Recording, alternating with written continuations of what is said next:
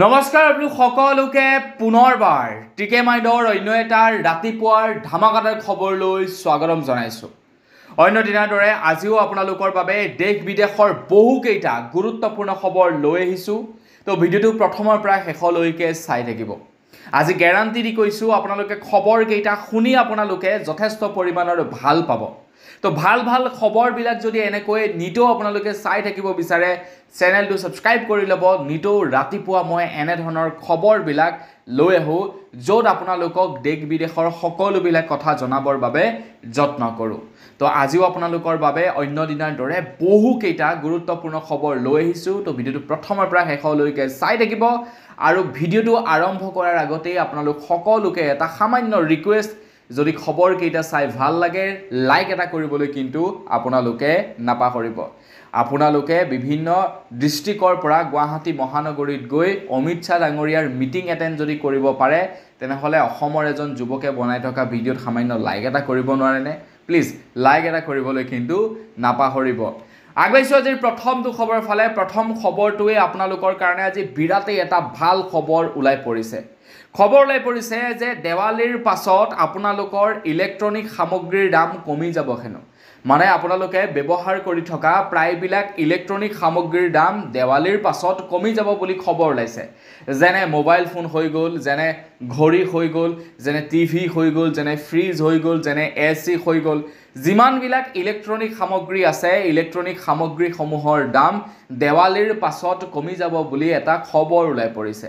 তো আপোনালোকৰ যদি দেৱালীৰ পূৰ্বে কিবা ক্ৰয় কৰিব লগা আছে তেন্তে ক্ৰয় নকৰিব। এইকেইদিন অকণমান টানি টুনি চলাই দিয়ক সেই বস্তুটোৰে। দেৱালীৰ পাছত আপোনালোকে ক্ৰয় কৰিব, যথেষ্ট পৰিমাণৰ ডিছকাউণ্ট বা যথেষ্ট পৰিমাণৰ দামসমূহ কমি যাব ইলেক্ট্ৰনিক সামগ্ৰীসমূহত। এতিয়া দাম বা কিয় কমিব, কিয় হঠাতে দেৱালীৰ পাছত ইলেক্ট্ৰনিক সামগ্ৰীৰ দাম কমিব?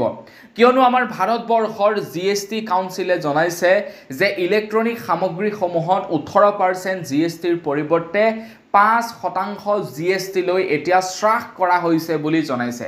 আৰু এই নতুন MRP বা নতুন দামসমূহ দেৱালীৰ পাছৰে পৰা লাগু কৰা হ'ব আপোনালোক সকলোৰে বাবে। ভাবক, ক'ত 18% আছিলে আৰু এতিয়া ক'ত 5%লৈ নামি আহিব। আৰু এই নতুন GST চেলেব দেৱালীৰ পাছৰ পৰা আপোনালোক সকলোৰে বাবে লাগু কৰা হ'ব। তো সেইকাৰণে কৈছোঁ আপোনালোকক দেৱালীৰ পাছৰ পৰা ইলেক্ট্ৰনিক সামগ্ৰীৰ দাম কমিব। গতিকে কিবা ক্ৰয় কৰিব লগা যদি আছে দেৱালীৰ পাছত আপোনালোকে ক্ৰয় কৰিব, দেৱালীৰ আগত আপোনালোকে ক্ৰয় নকৰিব। দেৱালীৰ আগত দুৰ্গা পূজা আহি আছে, মানুহে এনেও ক্ৰয় কৰিবই, কিন্তু আপুনি যদি অকণমান ধৈৰ্য ধৰিব পাৰে তেনেহ'লে দেৱালীৰ পাছলৈ ৰৈ দিয়ক। দেৱালীৰ পাছত কিন্তু বস্তুৰ দামবিলাক কমি যাব। আগবাইছোঁ ইয়াৰ পাছৰটো খবৰৰ ফালে। আপুনি বাৰু এগৰাকী ছোৱালী নেকি? কমেণ্ট ছেকশ্যনত জনাওকচোন। বা আপুনি এগৰাকী মহিলা নেকি? কমেণ্ট ছেকশ্যনত জনাওক। আপুনি যদি এগৰাকী মহিলা বা এগৰাকী ছোৱালী নহয়, আপুনি যদি এজন পুৰুষ, তেন্তে এই ভিডিঅ' ক্লিপটো আপোনালোকৰ ঘৰৰ মহিলাগৰাকী বা আপোনালোকৰ ছোৱালীজনীলৈ অকণমান ফৰৱাৰ্ড কৰি দিয়ক। এটা খবৰ ওলাই পৰিছে, এগৰাকী ছোৱালীয়ে মেকআপ কৰাৰ বাবেই কেঞ্চাৰ ৰোগত আক্ৰান্ত হৈছে বুলি এটা খবৰ ওলাই পৰিছে। আৰু এই খবৰটো ওলাইছে এগৰাকী ব্ৰিটিছ মহিলাৰ ওপৰত। 35 বছৰীয়া এগৰাকী ব্ৰিটিছ মহিলাই নিজকে সজাই পৰাই বিৰাটেই ভাল পায়। মহিলাগৰাকীয়ে মেকআপ কৰি বিৰাটেই ভাল পায়। এই মহিলাগৰাকীয়ে এদিন হঠাতে তেখেতৰ নখটো লক্ষ্য কৰিলে সামান্য কোলা হৈ পৰা। মহিলাগৰাকীয়ে ভাবিলে ক'ৰবাত দুখ পালোঁ। আমি চাবচোন কেতিয়াবা হঠাতে যদি ক'ৰবাত নখটো অকণমান দুখ পাওঁ, নখটো কোলা হৈ যায়। মহিলাগৰাকীয়ে ভাবিলে ক'ৰবাত চাগে দুখ পালোঁ তো কোলা হৈ গ'ল, মানে চিৰিয়াছলি নল'লে। কিন্তু কেইদিনমানৰ পাছত সেই কোলাটো অকণমান বাঢ়ি যোৱাত মহিলাগৰাকীয়ে ডক্টৰৰ পৰামৰ্শ ল'লে যে মোৰ এই নখৰ কালাৰটো অকণমান বাঢ়ি গৈছে, তো ইয়াৰ কি কাৰণ, ইয়াৰ উপায় এটা দিয়ক ভাল কৰিব পৰা। আৰু ডক্টৰে যেতিয়া নেকি পৰীক্ষা কৰিলে সেই মহিলাগৰাকী, তেতিয়া দেখা পালে যে সেই মহিলাগৰাকীৰ দেহত ষ্টেজ 1 কেঞ্চাৰে দেখা দিছে।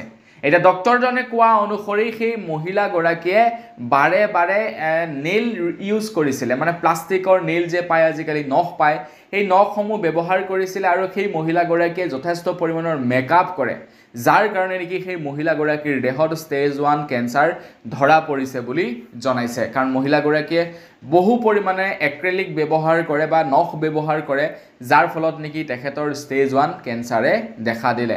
এতিয়া এইটো নহয় যে আপোনালোকে মেকআপ ল'লে বুলি আপোনালোকৰ কেঞ্চাৰ হ'ব, এইটো মানে নহয়। কিন্তু কথাটো হৈ গ'ল কি কেঞ্চাৰ হৈ যাবও পাৰে আপোনালোকৰ যদি ভাগ্য বেয়া থাকে এতিয়া আমাৰ ভাৰতবৰ্ষত কিমান মানুহে দৈনিক সিগাৰেট খায় কিন্তু সিগাৰেট খোৱা প্ৰত্যেকজন মানুহৰে জানো বিপদ আহে প্ৰত্যেকজন মানুহৰে জানো কেঞ্চাৰ আহে কৰবাত আপোনাৰ 10% 20% মানুহৰহে হয় গতিকে সেই 10 আৰু 20% মানুহৰ ভিতৰত যদি আপোনালোক পৰি যায় হেতুৱে ভয় থাকে আৰু সো সেই কাৰণে জানিব লগা কথা আছিল খবৰ আছিল আপোনালোকক জনালো বাকি আপোনালোকৰ ওপৰত ডিপেন্ড কৰে আপোনালোকে মেকআপ লয় নে নলয় আগৈছে ইয়াৰ পাছৰটো খবৰ ফালে বিজেপি পাৰ্টিৰ তৰফৰ পৰা মুছলমান সকলক লৈ বিৰূপ মন্তব্য কৰা দেখিবলৈ পোৱা গৈছে অকল হেয়াই নহয় আমাৰ অসমৰ মুখ্যমন্ত্ৰী ডক্টৰ হিমন্ত বিশ্ব শৰ্মা দেৱৰ মুখতো মুছলমান সকলক লৈ বিৰূপ মন্তব্য কৰা দেখিবলৈ পোৱা যায় মুছলমান সকলকটো মন্ত্ৰী হিমন্ত বিশ্ব শৰ্মা দেৱে অচিনাকি মানুহ নামেৰে নামাকৰণো কৰি দিলে এতিয়া প্ৰত্যেকজন মুছলমান নহয় যিসকল নেকি সন্দেহযুক্ত মুছলমান আছে সেই সকল সন্দেহযুক্ত মুছলমানক মন্ত্ৰী হিমন্ত বিশ্ব শৰ্মা দেৱে অচিনাকি নামেৰে নামাকৰণ কৰি দিলে আৰু আমাৰ ভাৰতবৰ্ষত থকা মুছলমান সকলক বিভিন্ন সময়ত তুচ্ছ তাচ্ছিল্য কৰা হয় বিভিন্ন পলিটিচিয়ানৰ জৰিয়তেই হওক বা বিভিন্ন জনে তুচ্ছ তাচ্ছিল্য জ্ঞান কৰে কিন্তু সেই সময়তে আৰএছএছৰ মোহন ভাগৱতে কৈছে যে ইছলাম ভাৰতত প্ৰাচীন কালৰ পৰাই আছে মানে মুছলমান সকল আমাৰ ভাৰতত প্ৰাচীন কালৰ পৰা আছে আজি আৰু বৰ্তমানেও আছে আৰু ভৱিষ্যতেও থাকিব বুলি জনাইছে ইছলামৰ অস্তিত্ব নোহোৱা হৈ যাব বুলি কৰা ধাৰণাটো হিন্দু দৰ্শনৰ নহয় বুলি জনাইছে হিন্দু মুছলমান উভয়ে ইজনে সিজনৰ ওপৰত পাৰস্পৰিক আস্থা থকাটো প্ৰয়োজন আছে বুলি জনাইছে আৰএছএছ প্ৰধান মোহন ভাগৱতে কৈছে যে হিন্দু আৰু মুছলমান মিলি থকাটো দৰকাৰ আছে মুছলমানক কেতিয়াও ভাৰতৰ পৰা শেষ কৰি দিব নোৱাৰে হিন্দুসকলে যদি এইটো ভাবিছে যে ভাৰতৰ পৰা মুছলমান সকলক নিশেষ কৰিম বুলি এইটো এটা ভুল ধাৰণা বুলি জনাইছে আৰএছএছ প্ৰধান মোহন ভাগৱতে আগৈছো ইয়াৰ পাছৰটো খবৰ ফালে আপোনালোকক অচিনাকি কথা কৈছিলো হে উলাই পৰিলেই অচিনাকি মানুহৰ কথা তো যোৱাকালি অমিত শাহ ডাঙৰীয়া আহিছিলে অমিত শাহ ডাঙৰীয়া অহাৰ প্ৰাকখনত অসমৰ মুখ্যমন্ত্ৰী ডক্টৰ হিমন্ত বিশ্ব শৰ্মা দেৱে ঘোষণা কৰিছে যে আমাৰ অসমৰ যিসকল নেকি খিলঞ্জীয়া মানুহ আছে তেওঁলোকক মিছন বসুন্ধৰা আঁচনিৰ জৰিয়তে মাটিৰ ম্যাদী পত্ৰ প্ৰদান কৰিব বুলি জনাইছে আৰু যিসকল নেকি অচিনাকি মানুহ তো তেওঁলোকক 1 ইঞ্চিও মাটি প্ৰদান নকৰে বুলি জনাইছে মন্ত্ৰী হিমন্ত বিশ্ব শৰ্মা দেৱে এতিয়া মোৰ প্ৰশ্নটো হৈ গ'ল কি বেলেগকৈ মাটিৰ ম্যাদী পত্তা দিয়াৰ কি প্ৰয়োজনীয়তা আছিলে যিসকল খিলঞ্জীয়া মানুহে চৰকাৰী ভূমিত বহি আছিলে তেওঁলোকক ডাইৰেক্টলি তাতেই ম্যাদী পত্তা দি দিয়া হ'লে লেঠাটো সেটআপ হৈ গ'লহেঁতেন কিমান খিলঞ্জীয়া মানুহৰ লোকচান হৈছে সেই সম্পৰ্কে চৰকাৰে ভাবি চাইছেনে এজন খিলঞ্জীয়া মানুহক উন্নতি কৰাতকে এতিয়া তেওঁলোকক লোকচানহে কৰিছে বহুলোকে লোন লৈ ঘৰ বনাইছিলে তেওঁলোকৰ ঘৰ ভাঙি দিছে লোন লৈ ব্যৱসায় বাণিজ্য কৰিছিলে তেওঁলোকৰ ব্যৱসায় বাণিজ্য উঠাই দিছে আনকি গুৱাহাটী মহানগৰীৰ পদপথৰ দাঁতিত থকা খিলঞ্জীয়াসকলে দিয়া দোকানসমূহ উঠাই দিছে অসম চৰকাৰে তো এইটো কেনে ধৰণৰ কাম কৰিছে এফালে খিলঞ্জীয়াৰ ফালে নন ষ্টপ মাতি আছে আনফালে আকৌ পিছে খিলঞ্জীয়াসকলৰে বৰ্তমান ধ্বংস কৰি আছে অসম চৰকাৰে হয়নে নহয় আপোনালোকে কমেন্ট সেকশনত জনাব মোৰ সৈতে যদি আপোনালোকে একমত আপোনালোকে লাইক এটা কিন্তু কৰি থৈ যাবলৈ নাপাহৰিব আপোনালোকে নাভাবিব যে মই কেৱল লাইকৰ কাৰণে এনেকুৱা ধৰণৰ কথা বতৰাবিলাক আপোনালোকক জনাই থাকো কিন্তু এইবিলাক কথা মানে আমাৰ চকুৰ আগত দেখি থকা হয়নে নহয় আপোনালোকে কক এফালে কৈছে যে খিলঞ্জীয়াসকলক মাটিৰ ম্যাদী পত্তা প্ৰদান কৰিব আৰু আনফালে কি কৰিছে চৰকাৰী ভূমিত বহি থকা খিলঞ্জীয়াসকলক উঠাই দিছে আনকি পদপথত বহা খিলঞ্জীয়া অসমীয়াবিলাকে যি দোকান দি আছে সেই দোকানবিলাকো ভাঙি পেলাইছে এয়া আকৌ কেনেকুৱা ধৰণৰ নীতি আদৰ্শ হিমন্ত বিশ্ব শৰ্মা দেৱৰ আগৈছো ইয়াৰ পাছৰটো খবৰ ফালে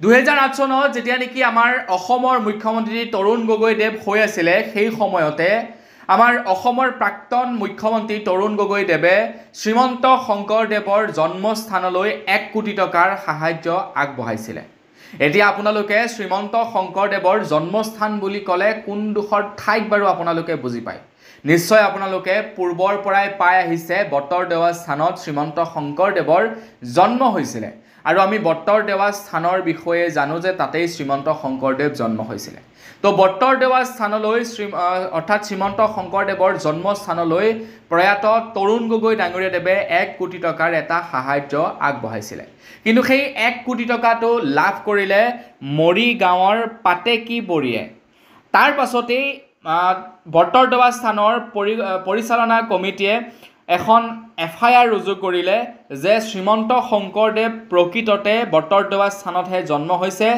পাতেকী বাৰীত নহয়, আৰু সেইবাবে সেই 1 কোটি টকাৰ সাহায্যটো বটদ্ৰৱা স্থানে লাভ কৰিব লাগে। তেখেতলোকে এখন আবেদন দাখিল কৰিলে, অৰ্থাৎ FIR ৰুজু কৰিলে এই সম্পৰ্কত, আৰু 2025 চনত নগাঁৱৰ জিলা ন্যায়িক আদালতে ৰায় প্ৰদান কৰিছে যে যি আবেদন দাখিল কৰিছিলে বটদ্ৰৱা স্থানৰ পৰিচালনা কমিটিয়ে সেই আবেদন খাৰিজ কৰি দিছে, আৰু সেই 1 কোটি টকাটো মৰিগাঁৱৰ সেই সত্ৰখনে লাভ কৰিব বুলি জনাইছে। এতিয়া কথাটো হৈ গ'ল কি, ন্যায়ালয়ে ডাইৰেক্টলি খাৰিজেই কৰি দিলে। এতিয়া বহু লোকৰ মাজত মানে এইটো চিন্তিত হৈ পৰিছে যে শ্ৰীমন্ত শংকৰদেৱ প্ৰকৃতাৰ্থত জন্ম হৈছিলে ক'ত, বটদ্ৰৱা নে অন্য স্থানত? কমেণ্ট ছেকশ্যনত আপোনালোকে জনাব। আগবাইছোঁ ইয়াৰ পাছৰটো খবৰৰ ফালে। আমাৰ অসমত আকৌ এবাৰ হ'ব NRCৰ পুনৰ নিৰীক্ষণ। অসমত কিন্তু NRCৰ পুনৰ নিৰীক্ষণ যদি হয়, লাখ লাখ লোকৰ নাম কৰ্তন যাব বুলি এটা ৰিপৰ্ট ওলাই পৰিছে। আনকি অসমৰ মুখ্যমন্ত্ৰী ডক্টৰ হিমন্ত বিশ্ব শৰ্মাদেৱেও জনাইছে যে NRCৰ সময়ত এনেকুৱা কিছুমান মানুহৰ নাম সন্নিৱিষ্ট হৈছে NRCৰ তালিকাত, যিবিলাক মানুহ নেকি আমাৰ অসমৰ বা ভাৰতৰ মানুহ নহয়, তেওঁলোকৰ নামো NRCত অন্তৰ্ভুক্ত হৈছে বুলি তেখেতে জনাইছে। আৰু এনেকুৱাও ৰিপৰ্ট ওলাইছে যে বহু মুছলমানৰ নাম, বাংলাদেশী মুছলমানৰ নাম, খিলঞ্জীয়া মানুহ বুলি তেওঁলোকৰ নাম NRCৰ তালিকাত সন্নিৱিষ্ট হৈছে বুলি ৰিপৰ্ট ওলাই পৰিছে। মন্ত্ৰী হিমন্ত বিশ্ব শৰ্মাদেৱে কৈছে যে NRCৰ ওপৰত কিবা এটা উচিত ব্যৱস্থা লোৱা হ'ব কিছু সময়ৰ পাছত, আৰু উচ্চতম ন্যায়ালয়ে কৈছেতো NRCৰ পুনৰ নিৰীক্ষণ হ'ব। এতিয়া NRCৰ পুনৰ নিৰীক্ষণ নিশ্চয়কৈ হ'ব চাগে আমাৰ অসমত, আৰু অসমত যদি NRCৰ পুনৰ নিৰীক্ষণ হয় তেন্তে কিন্তু লাখ লাখ মানুহৰ নাম NRCৰ পৰা বাদ পৰিব। কিয়নো স্বয়ং মন্ত্ৰী হিমন্ত বিশ্ব শৰ্মাদেৱেই কৈছে যে NRCৰ যেতিয়া নেকি নামভৰ্তি চলি আছিলে সেই সময়ত এনেকুৱা কিছুমান মানুহ আহি অসমত ভৰি পৰিছিলে, যিবিলাক মানুহে নেকি ইয়াতে থকা বাংলাদেশীসকলক ট্ৰেইন কৰিছিলে কেনেকৈ NRCত নাম অন্তৰ্ভুক্ত কৰি খিলঞ্জীয়া বুলি তেওঁলোকে নিজকে পৰিচিত কৰিব পাৰে। তো মন্ত্ৰী হিমন্ত বিশ্ব শৰ্মাদেৱে এইবিলাক কথা নিজেই কৈছে, স্বয়ং তেখেতৰ মুখেৰে কৈছে। গতিকে ইয়াৰ পৰা এইটো প্ৰমাণিত হয় স্বতঃস্ফূৰ্তভাৱে যে NRCত লাখ লাখ মুছলমান, এনেকুৱা বাংলাদেশী মুছলমানৰ নাম সোমাই পৰিছে, যিবিলাকক নেকি মন্ত্ৰী হিমন্ত বিশ্ব শৰ্মাদেৱে এতিয়া অচিনাকি মানুহ বুলি কয়। যিহেতু NRCৰ কাম চলি থাকোঁতে কংগ্ৰেছৰে চৰকাৰ আছিলে, হয়নে নহয় বাৰু? আগবাইছোঁ ইয়াৰ পাছৰটো খবৰৰ ফালে। ইয়াৰ পাছৰ খবৰটো ওলাই পৰিছে নগাঁৱৰ পৰা। যোৱাকালি নগাঁৱৰ জিলা আয়ুক্তই হঠাতে অৰ্থাৎ ছাডেন ভিজিট মাৰিলে নগাঁও জিলা কাৰাগাৰত, আৰু তেখেতে নগাঁও জিলা কাৰাগাৰত গৈ আচৰিত কিছুমান দৃশ্য দেখা পালে বুলি জনাইছে নগাঁৱৰ জিলা আয়ুক্তই। নগাঁৱৰ জিলা আয়ুক্তই যোৱাকালি হঠাতে জিলা কাৰাগাৰত তেখেতে গৈ এণ্ট্ৰি মাৰিলে, অৰ্থাৎ ছাডেন ভিজিট মাৰিলে, আৰু তাৰ পাছতেই তেখেতে কৈছে যে নগাঁও জিলা কাৰাগাৰত চলে নিষিদ্ধ ড্ৰাগছৰ ৰমৰমীয়া বেহা। নগাঁও জিলা আয়ুক্ত দেৱাশিষ শৰ্মা হঠাৎ কেন্দ্ৰীয় কাৰাগাৰ পৰিদৰ্শন কৰাৰ পাছতেই তেখেতে এই কথা উল্লেখ কৰিছে। কয়েদী সেলিম আৰু ফিৰোজৰ নেতৃত্ব চলে ড্ৰাগছৰ সাম্ৰাজ্য। অধীক্ষক বকুল ভূঞাৰ পৃষ্ঠপোষকতাত চলিছে ভয়ংকৰ অপকৰ্ম। তো এই অভিযোগ আনিছে বা এয়া প্ৰমাণিত কৰিছে নগাঁৱৰ জিলা আয়ুক্ত দেৱাশিষ শৰ্মাই। তো কি ক'ব এই সম্পৰ্কত আপোনালোকে কমেণ্ট ছেকশ্যনত জনাব। এতিয়া তেখেতে কেনেধৰণৰ একশ্যন লৈছে এই সম্পৰ্কত এতিয়ালৈকে গম পোৱা নাই, অনাগত সময়ত এই সম্পৰ্কে আমি গম পাম। আগবাইছোঁ ইয়াৰ পাছৰটো খবৰৰ ফালে। আমাৰ অসমত বৰ্তমান সময়ত গো মাংস সম্পূৰ্ণৰূপে নিষিদ্ধ। প্ৰায়বিলাক মুছলমান সমাজে এতিয়া গো মাংসক তেওঁলোকৰ ফালৰ পৰা নিজেই তেওঁলোকে বৰ্জন কৰিছে যে আমি গো হত্যা নকৰোঁ আৰু গো মাংসও নাখাওঁ। আপোনালোকে বৰ্তমান দেখা পাব অসমৰ বিভিন্ন স্থানত গো মাংস সম্পূৰ্ণৰূপে নিষিদ্ধ কৰিছে, কিন্তু লুকাই চুৰ কৰি খাবলৈ এৰা নাই কিছু সংখ্যক লোকে। বৰ্তমান যেনেকৈ আমাৰ অসমীয়া মানুহবিলাকৰ মাজত হয়, কিছুমান মানুহে এনেকুৱা কিছুমান ধৰ্ম লৈ লৈছে যিবিলাকত নেকি মাংস খাব নাপায়, মাংস খাবই নাপায় তেওঁলোকৰ মানে ধৰ্ম অনুসৰি, আৰু তেওঁলোকে কিন্তু লুকাই লুকাই গাহৰি মাংস খায়। এতিয়া মই টাৰ্গেট কৰা নাই কোনটো ধৰ্ম কি কথা, কোনো ধৰ্মৰ বিষয়ে মই উল্লেখ কৰিব বিচৰা নাই, কিন্তু কিছুমান ধৰ্মৰ মানুহ আছে, তো তেওঁলোকৰ ধৰ্ম অনুসৰি মাংস খাব নাপায়, কিন্তু তেওঁলোকে লুকাই লুকাই গাহৰি মাংস খায়। ঠিক তেনেকুৱা কথা আৰু মুছলমানসকলে বৰ্জন কৰিছে আমি গো মাংস নাখাওঁ বুলি, কিন্তু তেওঁলোকে লুকাই লুকাই গো মাংস খাব। আমাৰ অসমত গো মাংস তেওঁলোকে নাকাটে, কিন্তু বেলেগ ৰাজ্যৰ পৰা তেওঁলোকে গো মাংস এক্সপৰ্ট কৰি হ'লেও খাব। এতিয়া খবৰ ওলাই পৰিছে শিলচৰৰ পৰা শিলচৰত যোৱাকালি প্ৰায় 5,000 কেজি গো মাংস যোৱাকালি গো মাংস আটক কৰিবলৈ সক্ষম হৈছে 5,000 কেজি গো মাংস ভাবক আপোনালোকে মানে 5 টন গো মাংস যোৱাকালি আটক কৰিবৰ কাৰণে সক্ষম হৈছে শিলচৰত মানে সেইটোৱে আৰু তেওঁলোকে গো মাংস নাখায় তেওঁলোকে গো হত্যাও নকৰে কিন্তু বেলেগ ৰাজ্যৰ পৰা আনি তেওঁলোকে গো মাংস নিশ্চয়কৈ খাব কাৰণ গো মাংস কাটিলেহে ধৰা পৰিব তেওঁলোকে মনে মনে আনিব আনি আৰামত ভাগ কৰি খাই দিব ঠিক একেই হৈছে আৰু আমাৰ কিছুমান অসমীয়া মানুহৰ নিচিনা আপোনাৰ তেওঁলোকৰ ধৰ্মৰ মতে খাব নাপায় কিন্তু লুকাই তেওঁলোকে আৰামছে খাই থাকে এটা একো এটা ধৰ্মক টাৰ্গেট কৰা নাই কিন্তু দেই একদম ক্ষমা কৰিব মই কোনো ধৰ্মৰ নামেই ইয়াতে উল্লেখ কৰিব বিচৰা নাই কিন্তু কিছুমান ধৰ্ম আছে তেনেকুৱা পাইছো ইয়াৰ পাছৰটো খবৰ ফালে ইয়াৰ পাছৰ খবৰটো ওলাই পৰিছে লখিমপুৰৰ পৰা খবৰ ওলাইছে যোৱাকালি লখিমপুৰৰ বাইপাছত এটা পথ দুৰ্ঘটনা হয়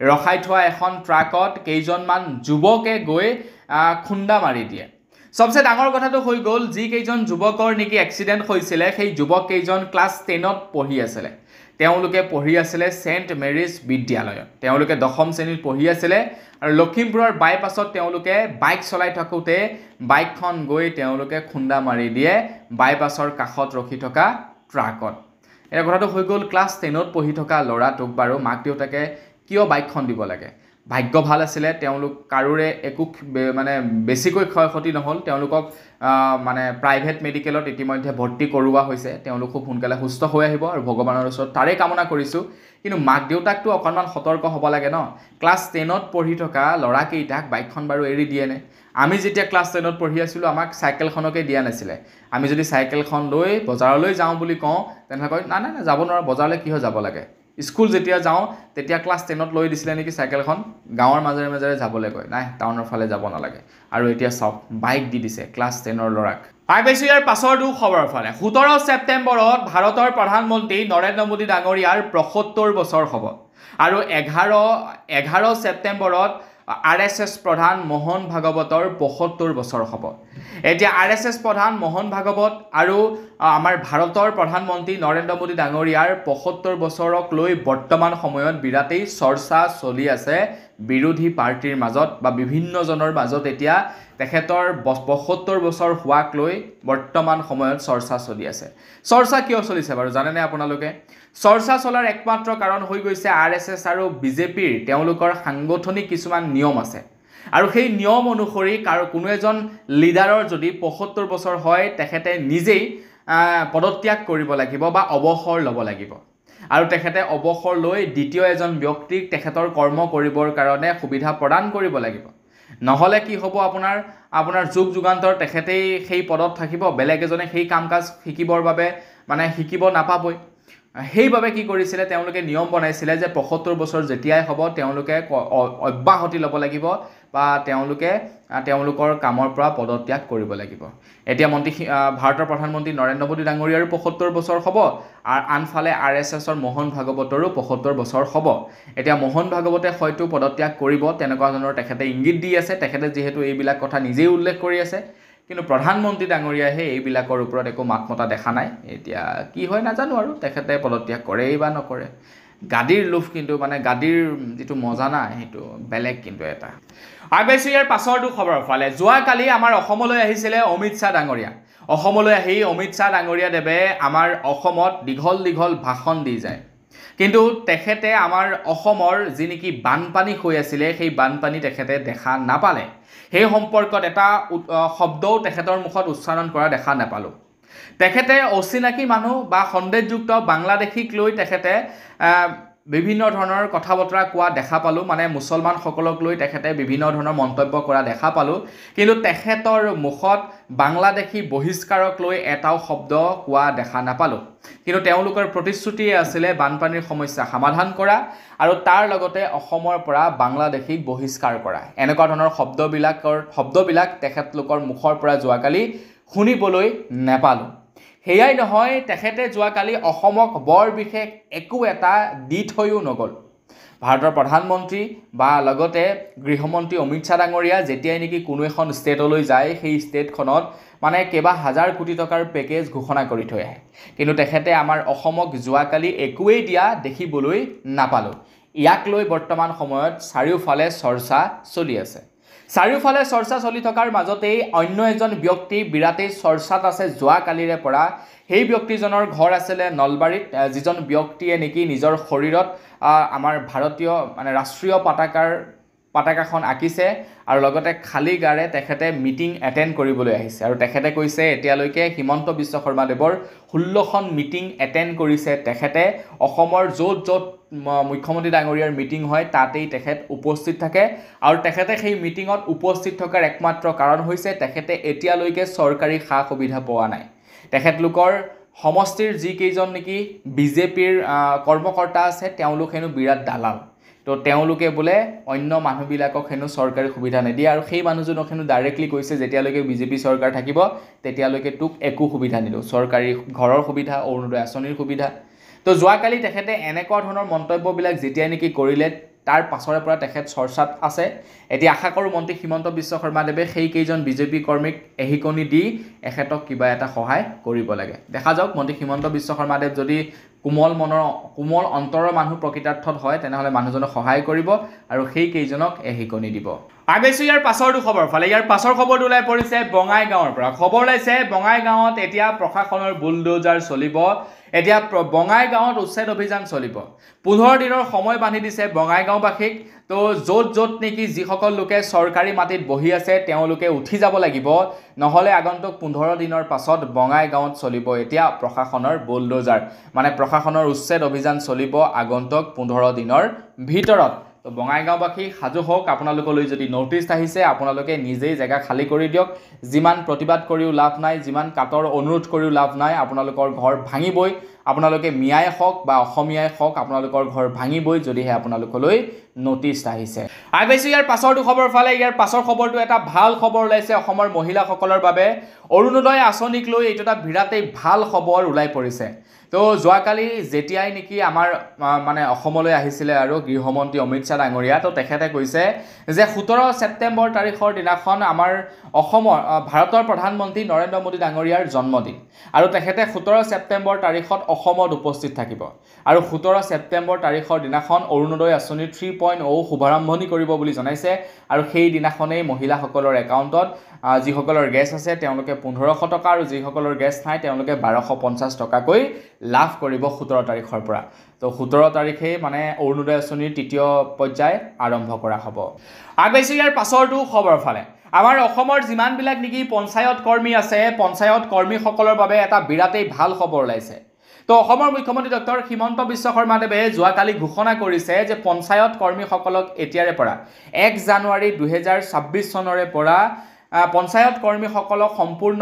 বিনামূলীয়া স্বাস্থ্য সেৱা দিয়া হ'ব বুলি জনাইছে মানে তেওঁলোকক চিকিৎসা কৰা হ'ব 100% সম্পূৰ্ণ বিনামূলীয়া অকল সেয়াই নহয় কেৱল পঞ্চায়তৰ মেম্বাৰসকলকে নহয় পঞ্চায়তৰ সদস্যসকলৰ লগে লগে তেওঁলোকৰ পৰিয়ালবৰ্গকো এতিয়া 100% চিকিৎসাৰ সুবিধা প্ৰদান কৰিব বুলি জনাইছে মোৰ মতে কেৱল পঞ্চায়তৰ মানে কৰ্মকৰ্তাসকলক কিয় তেওঁলোকটো পলিটিচিয়ান তেওঁলোকৰ হাতত টকা আছে ভাই মোৰ মতে সেই সকল লোকক ফ্ৰী চিকিৎসা দিব লাগে যিসকলৰ হাতত টকা নাই মানে চৰকাৰৰ কিছুমান কাম কাজ ইমানেই মানে বেয়া লাগে এজন মোৰ বন্ধুৰ ৰিসেন্টলি এটা বেমাৰ হৈছিল তাৰ কিছু টেষ্ট কৰিব লগা আছিল তো হি মানে পইচাৰ অভাৱত টেষ্ট কৰিব পৰা নাই মই বলো চৰকাৰী মেডিকেলত টেষ্ট কৰিবৰ কাৰণে পইচা কি হয় যা আকৌ টেষ্ট কৰকে কৈছে নহয় বোলে 24 ঘণ্টা ভৰ্তি হৈ থাকিলেহে আয়ুষ্মানৰ জৰিয়তে ফ্ৰী টেষ্ট কৰিব পাৰি নহলে বোলে পইচা দিব লাগিব এতিয়া ভাবক তাৰ বাৰু ইমানো অৱস্থা বেয়া নাছিলে হি পিছদিনাখনে গৈ পিনি টেষ্ট কৰিলে চিকিৎসা কৰিলে কিন্তু কথাটো হৈ গ'ল কোনোবা এনেকুৱা দুখীয়া মানুহ যাব পাৰে যিবিলাকৰ হাতত হয়তো 10 টকাৰ এটা দি টিকট ক্ৰয় কৰিবৰ কাৰণে পইচা নাথাকিব পাৰে তো তেওঁলোকে কেনেকৈ চিকিৎসা কৰিব এই কেনেকুৱা ধৰণৰ মানে সিস্টেম মোৰ মতে টোটালি ফ্ৰী হ'ব লাগে আপোনালোকে কি কয় এই সম্পৰ্কত কমেন্ট সেকশনত জনাব গতিকে আগন্তুক সময়ত যদি কোনো পলিটিক্যাল পাৰ্টি আপোনালোকৰ ওচৰত ভোট বিচাৰি আহে এনেকুৱা ধৰণৰ প্ৰতিশ্ৰুতিবিলাক তেওঁলোকৰ পৰা প্ৰথমে ল'ব যে 100% চিকিৎসা ফ্ৰী 100% শিক্ষা বিনামূলীয়া কৰক তেতিয়াহে আমি আপোনালোকক ভোট দিম আগবাইছোঁ ইয়াৰ পাছৰটো খবৰৰ ফালে। অসম চৰকাৰে এতিয়া অৰুণোদয় আঁচনিৰ নামত লাখে লাখে টকা খৰচা কৰিছে। মহিলাসকলে আকৌ বেয়া নাপাব দেই অৰুণোদয় আঁচনিৰ কথা কোৱাৰ কাৰণে, তো মুখৰ আগতে আহিলে যিহেতু কৈ দিলোঁ। বাৰু সেইটো বাদ দিছোঁ, সেইটো আপোনালোকে মাইনাছ কৰি দিব। আমাৰ অসম চৰকাৰে লাখে লাখে টকা খৰচা কৰিছে বিভিন্ন ধৰণৰ আঁচনি ৰূপায়ণ কৰাৰ ক্ষেত্ৰত। এতিয়াতো আপোনালোকে বেয়া পাব লগা নাই, অৰুণোদয় আঁচনিৰ কথা কোৱা নাই।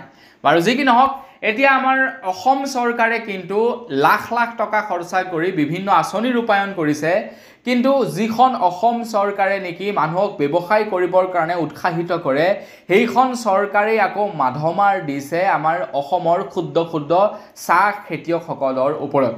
অসমৰ চাহ খেতিয়কসকলে পূৰ্বতে 1 কেজি কেঁচা চাহপাতত লাভ কৰিছিলে 45 টকা, আৰু বৰ্তমান সময়ত তেওঁলোকে লাভ কৰে 21 টকা। চাওক, আকাশ পাতাল পাৰ্থক্য।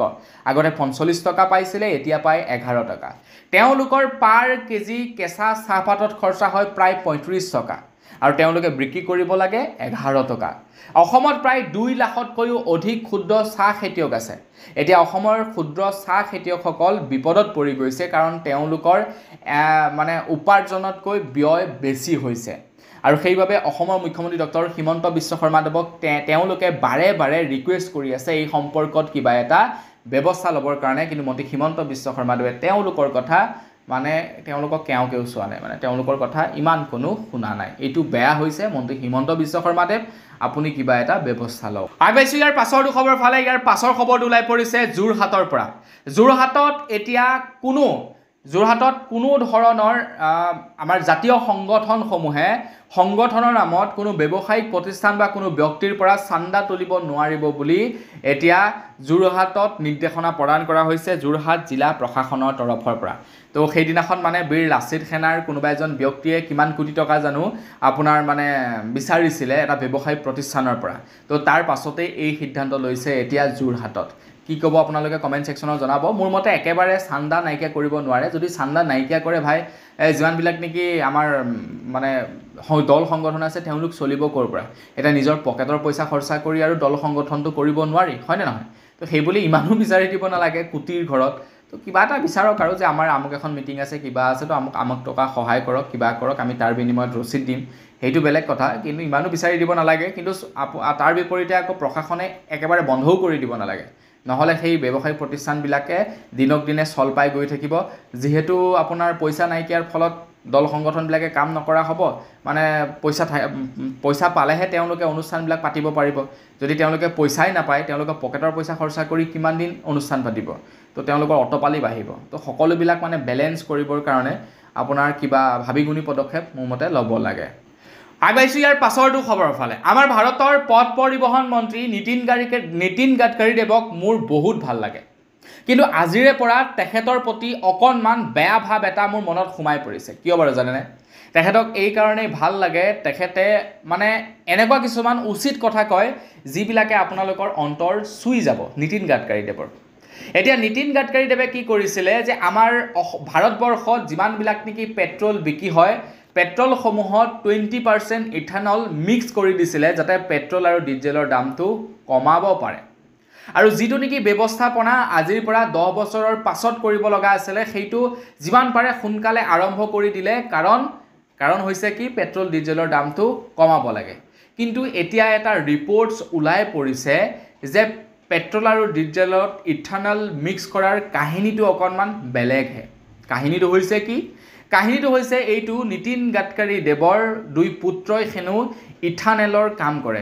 তেখেতলোকৰ ইথানেল প্ৰস্তুত কৰা বোলে প্ৰকল্প আছে। আৰু নীতিন গাডকাৰীদেৱৰ 2 পুত্ৰৰ প্ৰকল্প মানে বিগত 2 বছৰত প্ৰায় 22% আপোনাৰ গ্ৰোথ কৰিছে। ভাবক আপোনালোকে তেন্তে পলিটিক্স ক'ত মাথা মাৰে। পুতেকৰ ইথানেলৰ ফেক্টৰী আছে, যাৰ কাৰণে নেকি গোটেই ভাৰতৰ গাড়ীবিলাকত ইথানল ভৰাই দিছে। যা বাপেকে, গাড়ী দৰকাৰ হ'লে বেয়া হৈ যায়। এনেও গাড়ী বেয়া হ'বই। আৰু আপোনাৰ ইথানল 20% মিক্স কৰিছে, যিহেতু ইথানল 20% মিক্স কৰা ইঞ্জিনেই প্ৰস্তুত কৰা নাই, মানে 20% ইথানলৰ দ্বাৰা চলিব পৰা ইঞ্জিন প্ৰস্তুতেই কৰা নাই আমাৰ ভাৰতত, গাড়ী মেনুফেকচাৰিং কৰা নাই। গতিকে তেনে অৱস্থাত ইথানল ভৰাই দিছে, গাড়ীটো সোনকালে বেয়া হ'বই। আৰু আগবাইছোঁ ইয়াৰ পাছৰটো খবৰ ফালে। ইয়াৰ পাছৰ খবৰটো ওলাই পৰিছে সৈয়দা হামিদৰ ওপৰত। সৈয়দা হামিদে আমাৰ অসমক কটু মন্তব্য কৰিলে। এয়াই নহয়, তাৰ লগতে বাংলাদেশীকো ছাপোৰ্ট কৰিলে সৈয়দা হামিদে। তাৰ পাছৰে পৰা বিজেপি গৰজি আছে সৈয়দা হামিদৰ ওপৰত, কিন্তু এতিয়ালৈকে বিজেপি পাৰ্টিৰ তৰফৰ পৰা এখনো এজাহাৰ দাখিল কৰা নাই সৈয়দা হামিদৰ ওপৰত।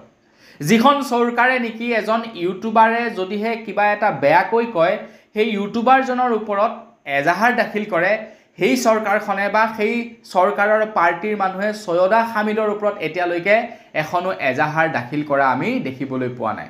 ইয়াৰ আঁৰৰ আচলতে কাহিনীটো কি? কিন্তু তাৰ বিপৰীতে এতিয়া আমি দেখিবলৈ পাইছোঁ যে অসম জাতীয় পৰিষদৰ তৰফৰ পৰা 15খন ডিষ্ট্ৰিক্টত সৈয়দা হামিদৰ বিৰুদ্ধে এতিয়া এজাহাৰ দাখিল কৰিছে বুলি খবৰ ওলাই পৰিছে। ভালেই কৰিছে দিয়ক, হয়নে নহয় বাৰু কওকচোন? যিটো কাম বিজেপি বা চৰকাৰে কৰিব লাগে সেই কামটো এতিয়া অসম জাতীয় পৰিষদে কৰিছে। তো কি ক'ব আপোনালোকে এই সম্পৰ্কত কমেণ্ট ছেকশ্যনত জনাব। আগবাইছোঁ একেবাৰে শেষৰটো খবৰ ফালে। একেবাৰে শেষৰ খবৰটো ওলাইছে পঞ্চায়তৰ কৰ্মীসকলৰ ওপৰত। এতিয়া পঞ্চায়তৰ কৰ্মীসকলে বাৰু সময়মতে দৰমহা পায়নে? আপোনালোকৰ কি লাগে বাৰু? তো পঞ্চায়তৰ প্ৰতিনিধিৰ সৈতে যোৱাকালি অমিত শ্বাহ ডাঙৰীয়াদেৱে এখন মিটিঙত মিলিত হয়, মানে যি নেকি যোৱাকালি সভাৰ আয়োজন কৰা হৈছিলে, সেই সভাত আমাৰ অসমৰ যিসকল নেকি পঞ্চায়তৰ সদস্য আছে তেওঁলোকৰ সৈতে বাৰ্তালাপ কৰে। এতিয়া যিবিলাক সদস্য নেকি মানে বিৰোধী পাৰ্টিৰ আছে তেওঁলোকক হয়তো নিমন্ত্ৰণ চাগে জনোৱা নাই, কেৱল বিজেপিৰ সদস্যসকলকে নিমন্ত্ৰণ জনাইছে।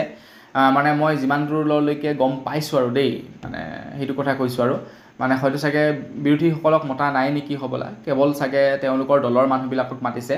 আৰু যি কি নহওক তাতে ক'ব লগা একো নাই, জাকেই মাতক জাকেই নামাতক আমাৰনো কি আৰু কথাটো হৈ গৈছে কি এনেধৰণৰ যে 2018 চনতেই কৰ্ম সামৰা পঞ্চায়তৰ কৰ্মীয়ে এতিয়ালৈকে তেওঁলোকৰ পাবলগীয়া ধন পোৱা নাই। 2024 চনত যিসকল লোকৰ নেকি কৰ্মজীৱনী শেষ হৈছিলে তেওঁলোকেও বোলে এতিয়ালৈকে তেওঁলোকৰ প্ৰাপ্য ধন পোৱা নাই।